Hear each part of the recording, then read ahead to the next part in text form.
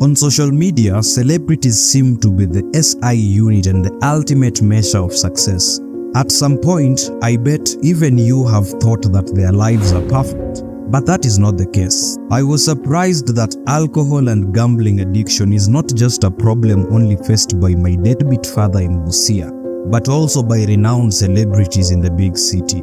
One would wonder why a public figure with fame, money, and a beautiful girlfriend who is talented in many ways would end up in depression or even worse, battle addiction. But it's not just Baha. The list is long. Some notable names who have battled addiction include actors OJ and Omosh from Taidi High, Baha from Machachari, Onyi and Njambi from The Real Househelps of Kawangware, media personalities Betty Kialo, Will Broda aka Nyamwalo, and Alex Mwakideu, musicians Jimwat, DNA, Ringtone Apoko, comedian Njoro, JB Masanduku, Chebet Rono, Vanessa Chattle, and Conjestina Achien. The list is endless. In this video, we look at some top names who have battled addiction in the past. What were they addicted to? Why did they get addicted, and how did they overcome the addiction? But before that, Vaye, give this video a thumbs up and also consider subscribing to this YouTube channel. It's free, by the way.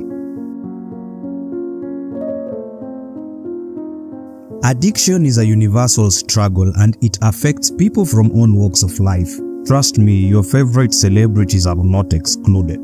To prove this, Jimwat, a musician who rose to fame with hits like Kumbeni Under 18, and Sitoi Kitu Kidogo. Now he saw his career dying a premature death following his alcohol addiction. He began his career immediately after high school and he did not take long before he was considered a fan favorite. His quick rise to stardom played a huge role leading to his struggles with depression and alcoholism, and this is how it did. After producing a viral song, artists usually face a sudden pressure to outdo oneself and produce a song equally good or better than the hit song that brought them to the limelight. For Jimwat, after his 2 hit songs, he began his struggles looking for the 3rd hit song, which never happened, by the way. Although he says that he first tasted alcohol in class 7, it was the desire and the pressure to outdo himself that led him to his alcohol addiction. He drank when he woke up. He drank when in studio, when performing, and even when writing songs. His alcohol dependency cost him his contract at Calif Records. What was happening? Did you ever go to the studio drunk? Hizo ni experiences mingi sana. So kuna times walijaribu kunisaidia, but ilifika point kama vile mtu mmoja hapo alisema, like si ni mabro wako kibro, but si bro wako, unajua? Ile like uta have to kuenda. Because I think nilikuwa nasumbua sana. His contract was terminated and this left him depressed and drinking even more. He admits he wasted most of his early years drinking. He went into rehab after his family convinced him, but it was not easy. Kuacha pombe si rahisi. Personally, I can relate. His turning point came in 2014 when he was hospitalized and bedridden after being involved in a road accident. It was at this time while in hospital that he decided to change, go back to making music, and also talk to other youths about alcoholism through sharing his story. But as he was sharing his story, Omosh was also sharing his on YouTube. And unlike Jimwat, he was not just sharing, he was sharing and also crying. Joseph Kinuthia, alias Omosh, is a former Tahidi High actor who got popular in the late 2000s. He started alcohol and substance abuse immediately after Form 4 when he began working as a matatu conductor. But it wasn't until when he began earning much as an actor in Tahidi High that he got seriously addicted. Si sana. Baadaye nilikuja nikalipuka. Siku niko napiga lakini bado naweza maintain. As a young man earning lots of cash with no responsibilities, he resorted to spending all his cash on alcohol. Na kuna ido ya daily. Na una responsibilities. Ewe bado ni kijana. Ni nini ido? Kudunga, kungara na kuteremusha na kujinice. Despite his bad drinking habits, all was going on well for him.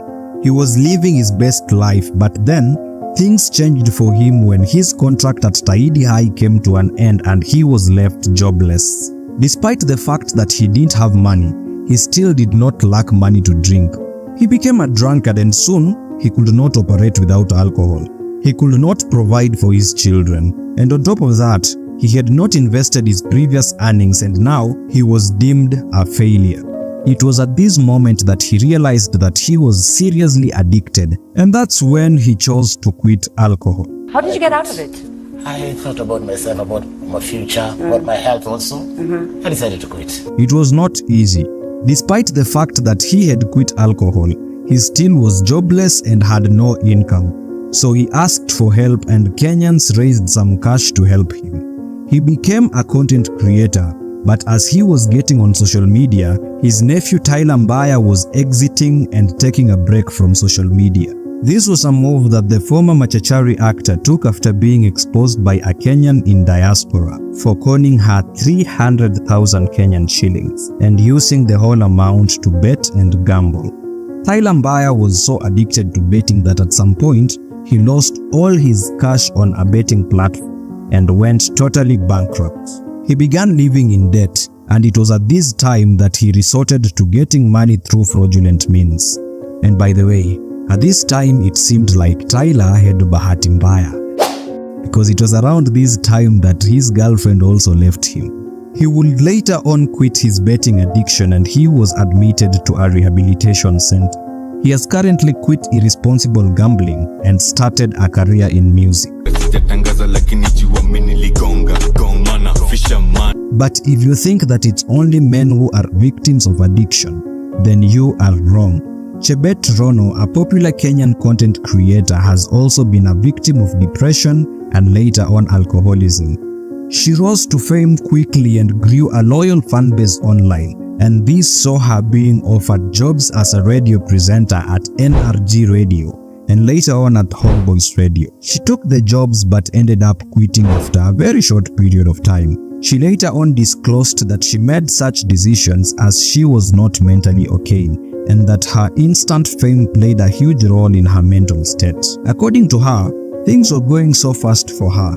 She was not ready for fame at that young age. She used to panic and get anxious whenever she would be given that celebrity kind of attention by fans. As if that wasn't enough of a problem, she was constantly being compared to Elsa Majimbo, who they share the same style of comedy, and this really put her under pressure. Both the pressure and the anxiety she had left her depressed, and she resorted to drinking alcohol. It was the first thing, even when I'd go for my shows. In my bottle, people have water, coffee, me niko na vodka. This is in the morning? Yeah. Breakfast show. Have vodka. Then nikitoka hapo, I meet my friends, we go kata somewhere.